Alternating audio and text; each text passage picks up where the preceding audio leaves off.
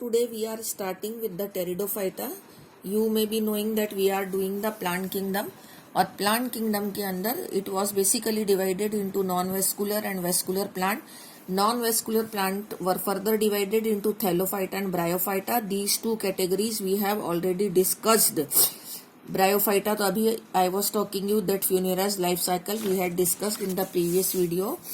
And now we are coming to the category of vascular plants in which xylem and phloem are present. Okay, with xylem and phloem. So these vascular plants are further called as tracheophytes because they have tracheids which are present in the xylem. So first class of the tracheophytes, or you can say the vascular plant, is Pteridophyta. So here are I have already sent you in this chart the general characteristics of Pteridophyta, that they are non-flowering plants. They are the first vascular terrestrial plants. No fruit is there and they are the terrestrial plant, and main example of this is fern. These notes you have already received. Okay, but today I am sending you the fresh notes about the pteridophytes. So now we are starting with the pteridophytes again. The pteridophytes further can be classified, or you can say it includes number one, horsetail. Horsetail. Example of horsetail is equisetum. I am showing you the pictures are given here. This is equisetum and it is given on page number 37 in your book. Equisetum. This is one of the pteridophyte, and then it comes the fern, that is Dryopteris. So this is Dryopteris which is called as fern. I have also written here about the diagram in your book only.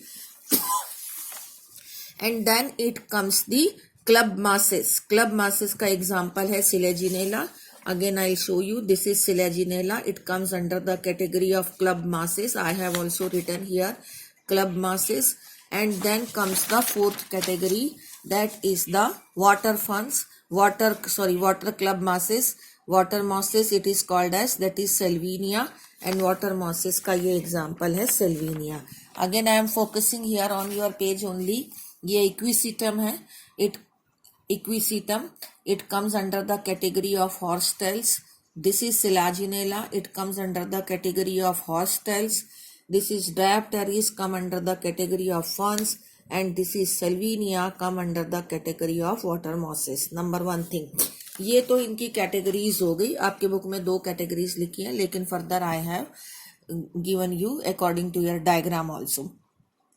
Now what are the characteristics, जो कि मैं आपको plant kingdom वाले chart पर भी दिखा रही थी कि क्या कैरेक्टरिस्टिक्स हैं इसके.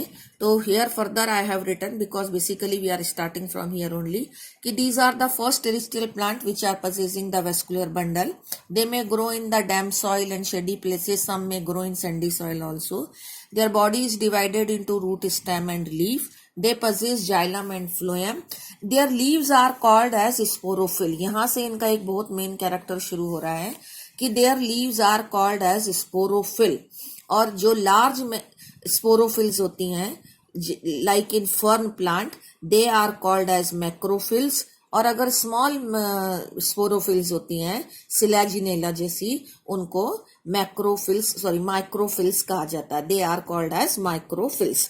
तो here you can see that they have written here macrophylls and microphyll. ये आप अपना टेरिडोफाइटा बुक में खोलेंगे तो these 2 terms are given here. Microphylls, they are present in Selaginella, and macrophylls, these are commonly called as sporophyll, but these macrophylls, they are present in ferns. Again I am showing you the pictures also. यहाँ पर आप देखिए ये fern है, इसमें ये sporophylls हैं, and they are called as macrophylls क्योंकि ये लार्ज साइज की हैं. ये सिलेजिनेला है, इसकी भी ये स्पोरोफिल्स हैं, but they are small size, तो इनको माइक्रोफिल्स कहा जाता है. ठीक है, ये एक कैरेक्टर हो गया. आपको कई जगह देखना है, रिटर्न में, बुक में भी, नोट्स में भी, और प्लस डायग्राम में भी, again and again, so that I am shifting from here to there, but you are to coordinate everything. अब ये तो लीफ के बारे में हो गया. अब some of the sporophylls are even present in the form of strobili, और स्ट्रोबिलाई के फॉर्म में सिलेजिनेला और इक्विसिटम में ही मिलती है, जैसे ये इक्विसिटम का स्ट्रोबिलाई दिया हुआ है. तो चाहे ये स्पोरोफिल्स है, इसमें भी स्पोर्स बनते हैं, ड्रायोप्टेरिस का स्पोरोफिल हो, then also the spores will be formed in this sporophyll, and if it is there in the form of strobilus, then also the spores will be formed in the strobilus of Selaginella or Equisetum also. Now we are coming to the term spores. These spores are formed in the sporophyll. They may be in the form of strobilus or they may be formed in the leaf only. If the spores are formed, so these spores are mainly of two types, homosporous and heterosporous. Homosporous, if the same type of spores are formed, then they are called as homosporous, and if two different type of spores are formed, then they are called as heterosporous. And if two different type of spores will be formed, then they are called as megaspore, large type of spores, and they will give rise the female gametophyte. And if it is a small size of spores, then they will called as small spores, and they will give rise the male gametophyte. And this description is given here. Okay, I have included it in characteristics, but the homosporous, heterosporous, and this all is given megaspore, and it will develop into female gametophyte, and microspore will develop into male gametophyte. It all is given here on page number 38 and the last of this pteridophyte.